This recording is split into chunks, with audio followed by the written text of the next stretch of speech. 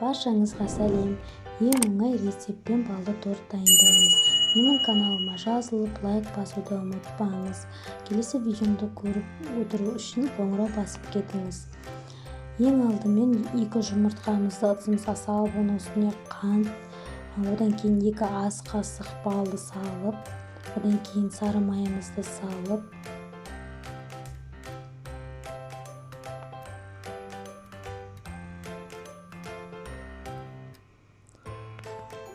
су моншасына қойып, барлығын үздіксіз араластыра отырып ерітіп аламыз.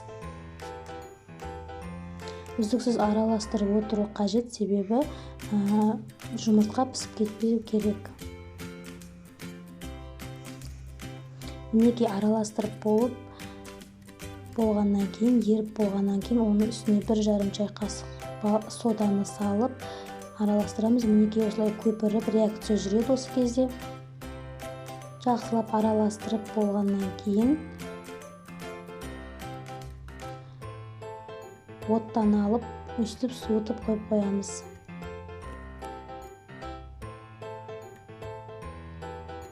Суылған соң ұнымызды салып, жұмсақ қамырда илейтін боламыз.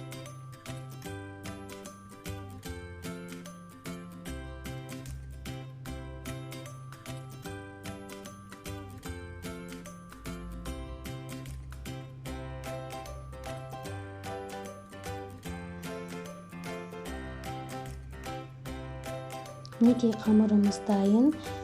Енді қамырымызды салапанға салып, жарты сағатқа тоңазытқышқа қойып қоямыз.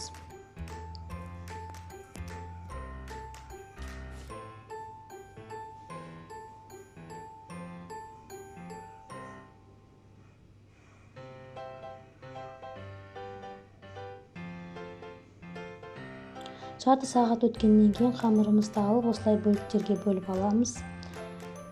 Бөліктерге бөліп алғаннан кейін кішкене ұн сеуіп, осылай жайып аламыз. Шанышқының көмегімен осылай тесіп қою қажет. Әр түрлі пішінде жайсаңыздар болады. Мен домалақ пішінде келтіріп алдым. Мінекей менің корждарым дайын. Корждар тез піседі, 5-6 минутта піседі. Мінекей менде осындай 5 корж дайын болды. Енді креміне кірісетін боламыз. Креміне 20% майлылығы бар қаймақ пен қант ұнтағы қажет болады. Мінекей ең алдымен ыдысымызға қаймағымызды салып алып, оның үстіне қант ұнтағын салып, екеуін жақсылап араластырып аламыз.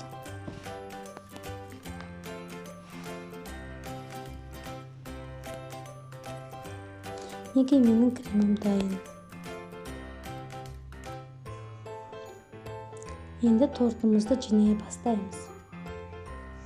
Осылай біртіндеп қойып алып, ыдысымызға үстінен кремімізді құйып, үстіп жағып, тортымызды бірінің үстіне бірі қойып жинай бастаймыз.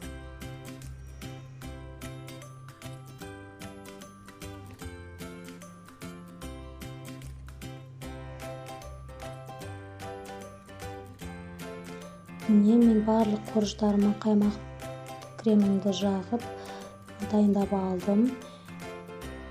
Осындай торт менде әдемі пайда болды. Ең алдымен одан кейін оның үстіне алдын ала дайындап алған, ұнтақтап қойған коржымды осылай үстінен себетін боламыз.